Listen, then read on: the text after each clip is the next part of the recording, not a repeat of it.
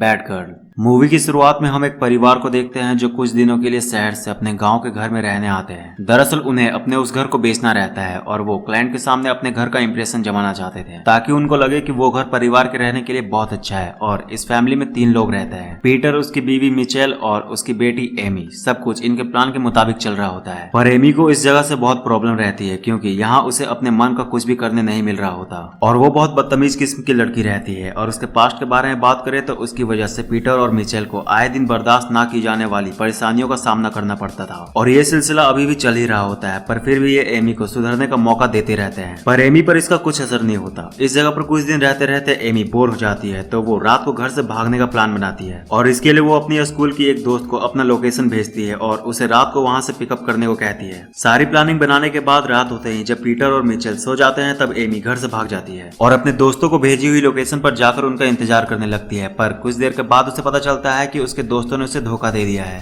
कोई उसे लेने नहीं आने वाला होता। दरअसल उसके दोस्त भी उसकी बेवजह की फालतू हरकतों से परेशान हो चुके थे और बस उससे पीछा छुड़ाने का मौका ढूंढ रहे थे। अपने दोस्तों से धोखा खाने के बाद एमी फ्रस्ट्रेट हो जाती है और हद से ज्यादा नशा कर लेती है और फिर इसी हाल में एक ब्रिज के किनारे चलने लगती है। पर इससे पहले वो गिर जाती है, वहाँ क्लोई आ जाती है। क्लोई एमी के नए घर की पड़ोसी रहती है, वो तुरंत एमी को पकड़कर बचा लेती है। अगली सुबह जब एमी की आंख खुलती है तो वो क्लोई को फिर से अपनी आंखों के सामने पाती है। क्लोई उसे बताती है कि उसके माँ बाप ने उसकी जान बचाने के बदले में उसे उनके घर की केयर टेकर का काम दे दिया है। ये लोग बात ही कर रहे होते हैं, इतने में पीटर और मिचेल वहाँ आ जाते हैं और एमी को उसकी पिछली रात की हरकतों के लिए डांटने और समझाने लगते हैं। पर हर बार की तरह इस बार भी एमी उनकी बातों को इग्नोर कर देती है और उठकर वहाँ से जंगलों की तरफ भाग जाती है। तो उसे जाते देख क्लोई भी उसके पीछे जाती है उसे रोकने के लिए, पर एमी क्लोई की बात नहीं सुनती और एक लड़के की कार चुराकर वहाँ से भाग जाती है और क्लोई को भी उसकी हिफाजत के लिए उसके साथ उस कार में बैठना पड़ता है। पर थोड़ी ही दूर जाने पर कार की पेट्रोल खत्म हो जाती है, जिसके बाद जब ये लोग रुकते हैं तब क्लोई एमी की हरकतों पर नाराज हो जाती है और उससे कहती है कि अगर उसे भागने का इतना ही शौक है तो उसे ये सब फालतू के ड्रामे करने की कोई जरूरत नहीं है। वो शहर की तरफ जाते हुए किसी भी बस से भाग सकती है और अगर इसमें भी उसे कोई दिक्कत है तो वो इसमें उसकी मदद करेगी। क्लोई को गुस्से में देखकर एमी शांत हो जाती है और क्लोई से उसे बस स्टैंड तक ले जाने को कहती है। रास्ते में साथ आते वक्त क्लोई एमी से उसके ये सब करने का कारण पूछती है तो एमी क्लोई को बताती है कि उसके दोस्तों ने उसे धोखा दे दिया है और रही बात अपने मॉम डैड को परेशान करने की तो वो उसके असली माँ बाप नहीं है, वो एडॉप्टेड है और इसी वजह से वो उन्हें दिल से एक्सेप्ट नहीं कर पा रही। एमी की बात सुनकर क्लोई को उसके लिए बुरा लगता है, जिस वजह से वो उसके जाने से पहले कुछ जरूरी सामान उसे लेकर देती है। पर आखिरी मोमेंट में एमी का इरादा बदल जाता है, वो क्लोई के केयरिंग की वजह से भागने का इरादा छोड़ देती है क्योंकि क्लोई ने थोड़े वक्त में जितना उसके लिए किया था उतना कभी उसके दोस्तों ने भी उसके लिए नहीं किया था। और वैसे भी बाहर जाकर वो करती क्या, किससे मिलती, सारे दोस्तों ने तो उसे छोड़ दिया था। क्लोई की वजह से एमी खुश होकर वापस घर आती है और उसे पहली बार खुश देखकर पीटर और मिचेल को भी अच्छा लगता है और वो क्लोई का एहसान मानते हैं कि उसकी वजह से एमी खुश है। और इतना ही नहीं, क्लोई के साथ रहते रहते एमी के नेचर में भी बदलाव आने लगता है, वो धीरे धीरे पीटर और मिचेल की इज्जत भी करने लगती है। पर एमी के मन में अभी भी अपने असली माँ बाप को लेकर कई सारे सवाल उठ रहे होते हैं और इस बात से वो थोड़ी परेशान रहने लगती है। तो क्लोई से परेशान देखकर उसे एक वेबसाइट के बारे में बताती है जिसके जरिए अनाथ बच्चे अपने असली माँ बाप को ढूंढा करते थे। तो क्लोई एमी से भी एक बार ट्राई करने को कहती है और इत्तेफाक से शायद इनका प्लान काम कर भी जाता है। क्लोई के पास एक मेल आता है जिसमें लिखा होता है कि वो एमी के असली माँ बाप है। मेल देखते ही क्लोई एमी को बताती है और फिर दोनों उस मेल को भेजने वाले को एक लोकल बार में मिलने को बुलाती हैं। पर जब ये लोग अपने दिए हुए टाइम पर वहाँ पहुँचते हैं तब वहाँ कोई नहीं रहता, ऊपर से इन्हें वहाँ से भागना पड़ता है। दरअसल जब इन्हें वहाँ कोई नहीं मिलता तब एमी उदास होकर ड्रिंक करने लगती है और तभी वहाँ पुलिस चेकिंग के लिए आ जाती है कि कोई अंडर एज ड्रिंक तो नहीं कर रहा और ये लोग अंडर एज ही रहते हैं। और यहाँ एमी को एक और बात पर गुस्सा आ जाता है, जब पुलिस चेकिंग के लिए वहाँ आती है तब क्लोई सबसे पहले वहाँ से भागती है उसे अचानक छोड़कर। हालांकि एमी भी बचकर निकल जाती है पर क्लोई की इस हरकत से उसे बहुत बुरा लगता है और एमी की परेशानी यहीं खत्म नहीं होती। जब वो घर आती है तो उसे एक डिटेक्टिव मिलती है जिसका नाम डैनियल रहता है और वो उससे क्लोई के बारे में पूछती है और उससे कहती है कि अगर वो लड़की उसे कहीं दिखे तो वो उससे तुरंत कांटेक्ट करे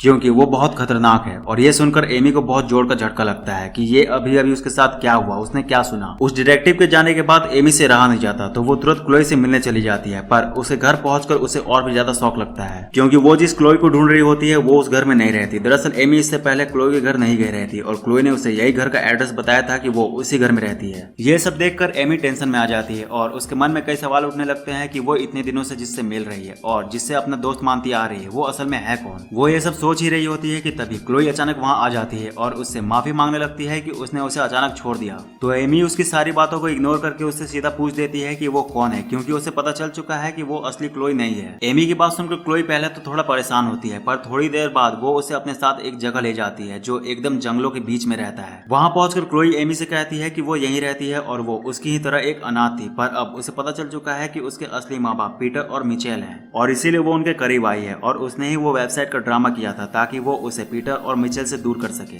क्लोई की बात सुनकर एमी को उस पर यकीन नहीं होता और उसकी हरकतों की वजह से उसे उस पर बहुत गुस्सा आता है, तो वो वहाँ से जाने लगती है और उससे कहती है कि वो उसकी असलियत सभी को बता देगी। पर वो जैसे ही अपने कार के पास पहुंचती है, क्लोई पीछे से आकर उसे मार देती है, जिससे एमी बेहोश हो जाती है और फिर पूरी साइको की तरह रिएक्ट करने लगती है कि उसने ये क्या कर दिया, उसे ऐसा नहीं करना चाहिए था। और फिर यहाँ से वो सीधे एमी के घर जाती है और एक गेम स्टार्ट करती है। वो पूरे घर को ठीक वैसा ही गंदा कर देती है जैसे पिछली बार एमी जब घर छोड़कर भागी थी तब उसने किया था, ताकि पीटर और मिचेल को ये लगे कि एमी फिर से भाग गई है। और ठीक ऐसा ही होता है। पीटर और मिचेल जब घर आते हैं तो घर की हालत देखकर उन्हें लगता है कि एमी वापस से भाग गई है। और फिर क्लोई अपना दूसरा गेम खेलती है। वो पीटर और मिचेल से आकर ये कहती है कि उसने एमी को जंगलों में जाते देखा है और वो बहुत नशे में थी, और ये सब वो इसीलिए करती है ताकि जब एमी उन्हें क्लोई की सच्चाई बताए तो ये लोग उसकी बातों पर यकीन न करें और उन्हें यही लगे कि एमी खुद को बचाने के लिए क्लोई को फंसा रही है। अपनी बातों में फंसाकर क्लोई पीटर और मिचेल को अपने साथ वहां लेकर जाती है जहां उसने एमी को छोड़ा था, पर वहां पहुंचकर वो देखती है कि एमी वहां से भाग चुकी है। एमी को वहां ना पाकर क्लोई टेंशन में आ जाती है कि कहीं उसका गेम बर्बाद ना हो जाए, पर तभी इत्तेफाक से उसे एमी का फोन वहां गिरा मिल जाता है, जिसका फायदा उठाकर क्लोई एमी के फोन से खुद को मैसेज करती है कि वो ठीक है और पीटर और मिचेल उसे ना ढूंढे। और फिर ये मैसेज वो पीटर और मिचेल को दिखाती है और उन्हें छोड़कर जल्दी से इनके घर भागती है, क्योंकि उसे अंदाजा था कि एमी भागकर वापस घर ही जाएगी। और ऐसा ही होता है। घर पर एमी उसे मिल जाती है, जिसके बाद वो उसे पकड़कर टॉर्चर करने की कोशिश करती है कि वो अपना मुंह किसी के सामने ना खोले, पर एमी उससे वापस लड़ती है और किसी तरह खुद को बचाकर वापस जंगलों में भाग जाती है। पर क्लोई उसका पीछा नहीं छोड़ती। वो दूसरा प्लान बनाती है। जब वो देखती है कि एमी उसके हाथों से निकल गई है तो वो अपने हाथ खुद काट लेती है और फिर पीटर और मिचेल के पास पहुंच जाती है और उनसे कहती है कि एमी ने उसके साथ ऐसा किया है। क्लोई के जख्मों को देखकर पीटर और मिचेल को बहुत बुरा लगता है और वो उससे माफी मांगते हैं कि उनकी बच्ची की वजह से उसे ये सब झेलना पड़ रहा है। और जैसे ही ये लोग इमोशनल होते हैं, क्लोई एक और गेम खेलती है। वो इनसे कहती है कि वो इनके लिए इतना तो कर ही सकती है, क्योंकि वो उनकी ही असली बेटी है जिसे उन्होंने बचपन में हॉस्पिटल वालों की गलती से खो दिया था। और ये कहकर क्लोई पीटर और मिचेल को पूरी तरह से अपने साइड कर लेती है। पर दूसरी तरफ एमी भी हार नहीं मानती।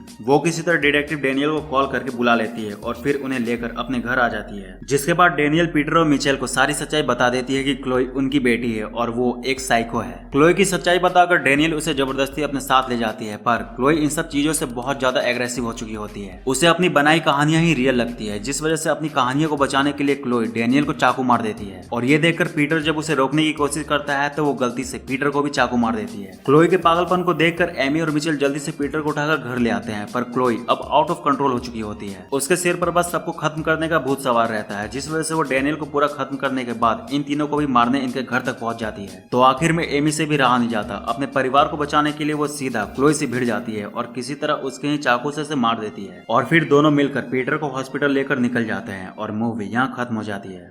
तो यार बस इस वीडियो में इतना ही। वीडियो कैसी लगी कमेंट करके जरूर बताना और इस तरह की और मूवीज के लिए चैनल को सब्सक्राइब करके बेल आइकन को प्रेस कर लो। तो मिलते हैं नेक्स्ट वीडियो में, तब तक के लिए बाय। और हाँ, जाते जाते इस वीडियो को लाइक जरूर करते जाना।